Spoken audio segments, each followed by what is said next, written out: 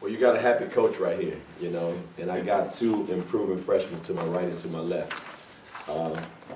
First and foremost, I would say we did a lot of things that gave us an opportunity to come back in the second half. To me, there were the intangibles. We started to come together and play as a team, which we didn't see in the first half. But I'm super proud to see that Ariana wasn't scoring a lot. She was making good decisions with the basketball.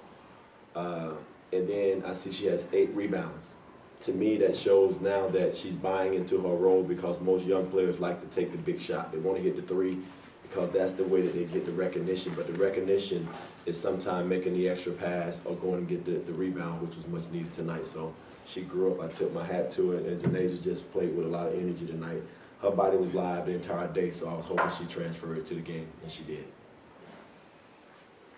Obviously, you're all competitors. You all want to win every time you go out on the floor. But how gratifying is it to win this way when you fell behind by as much as, I think, 15, and right on the heels of a game that got away from you at East Carolina?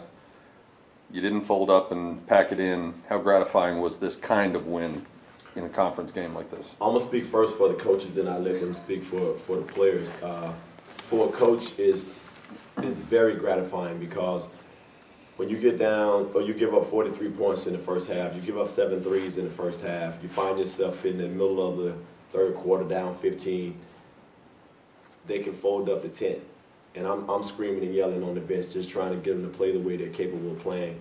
And I saw them bounce back. I saw them show some energy, start to execute, start to take away the 3-point shot, defend the paint, and we were able to gain some confidence. So for me, for them to have that much will to fight back after losing, as you mentioned, ECU, really bad in this game, getting away, it looks like no matter what we're doing, we're not doing enough, and they could have get, and they never did that. Very proud of them. Well, I would say it feels pretty good to come back from like being down at the half and just coming off of a loss. But as Coach Erica would say, it's either we're going to lay down or we're going to fight, and we chose to fight. Because honestly, I don't like to lose, so it's a tough thing to swallow. And I just know that we came out with effort, but like he would say, effort is not enough. So we went out and we're like, okay, no more threes. Let's get it out on defense.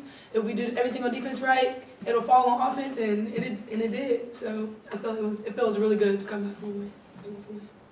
Yeah, same as her. I feel it feels really good to just chip away, and especially at the beginning, we came out good, but then we started slacking, and we got too comfortable. We started giving up threes, and so it was like, all right, we need to refocus.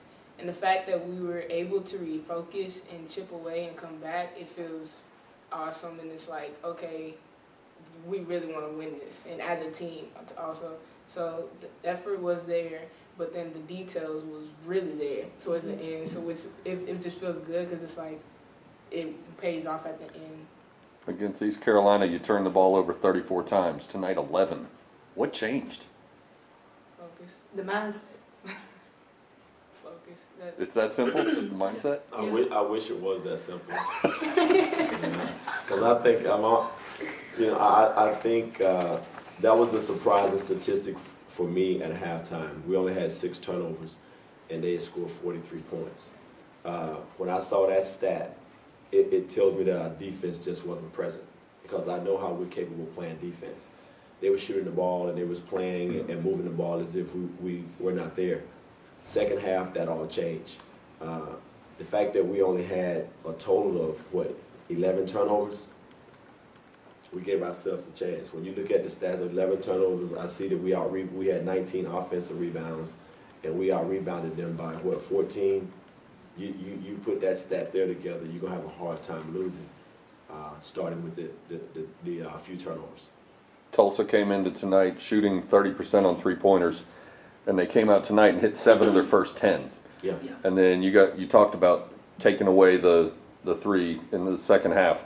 What adjustments did you make? Because after that, they hit 7 of their first 10, then they missed the next 11 down the stretch, including over 9 in the second half. I didn't make any adjustments. They made all adjustments. I gave them a few choice words. I gave them a few words and got in their face and challenged them several times. And they made the adjustment, and I told them, just let me do my job, and my job is to coach them. My job is to make them be a little bit uncomfortable when they're not doing what they're capable of doing. And I think these two here sitting next to me, they started to understand what coaching really is and how to receive it. And it's not that I'm not losing confidence in you when I'm yelling at you. That's meaning I have a lot of confidence in you. Is part of it, when they come out shooting 70%, is part of it just ride out that stretch because you have to assume they're not going to go 4 quarters shooting at that pace? That's not my philosophy. I love to hear what they think. The philosophy is not to let them come out and shoot that great percentage. It's our defensive principle, what we've been practicing, what we talk about throughout the week to prepare for Tulsa, is not to give up a 3. We was talking about when you declare the ball, you go out to where you are doing what, ladies? Forcing them where? The baseline. Okay, we're trying to get them to go somewhere. They standing there watching them shoot threes, so.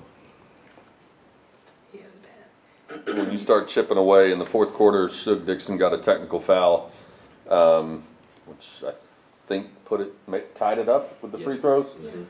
Was that sort of the turning point, or was that just the icing on the cake of the rally? For me, it showed a crack in the armor. For me, it showed frustration.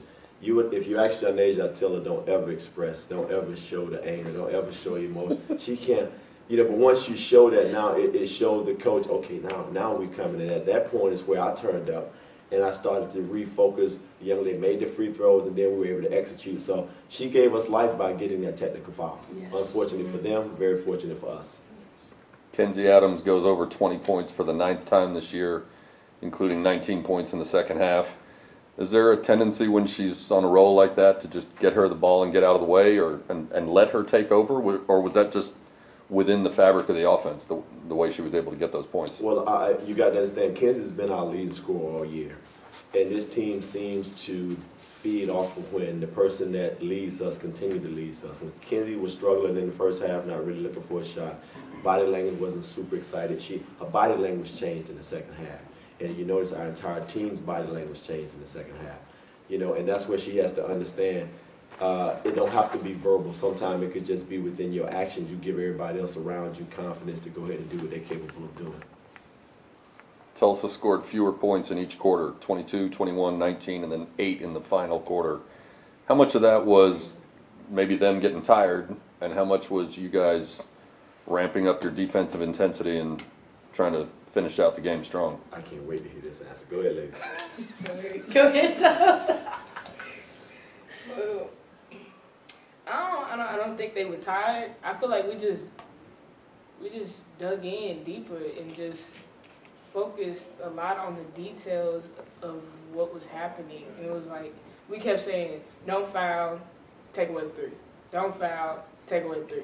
So like, and rebound, yeah, finish it and rebound. You're still coaching. So it was like every huddle that we had, it was like, okay, we were repeating those things, but still play our principles, and because this is where it counts. Because in practice we talk a lot about possessions, and like we need to stop. So it was pretty much just really a possession game, and it was like, all right, we need to stop now. We need to go execute. So I feel like we dug in and really paid attention to that. And you won the possession game. Yeah, we did. I felt like we was ramped up. There was chest bumping and jumping and everything. I don't know, we got a lot of energy towards the end of the game because we really wanted to win. When it hit 60 to 64 and we were down, it was like, all right, well, we're chipping away. Let's take it. It's right here. So by that time, it was just like, all right, everybody settle down on D. No more threes. Box out, rebound. If you tip it, I'm there to get it. Like, it was all that. We was connected. Can you feel that energy? It's pouring out of her all the time, so I just try to hold it back. The thing, and I love it. I love the energy. Just from the beginning of the season, how far do you think Ariana's come in just running the offense from the point, regardless if her shots are going down or not, like she did tonight? Not very good. Tonight was special. No, I'm just kidding.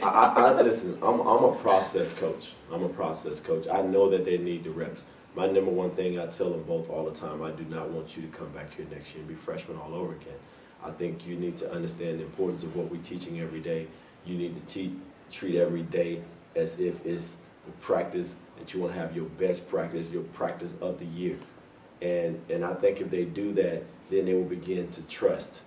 See, if they don't apply what we ask them to do, how are they going to be a leader for this big group we got coming in here next year? You know, they need to understand, and I think they need to be the voice in the locker room that tell the however many 6 young ladies that sign with that's coming in here, y'all might want to listen to coach, because you might not want the consequences. You know? That's not a threat. I'm just saying.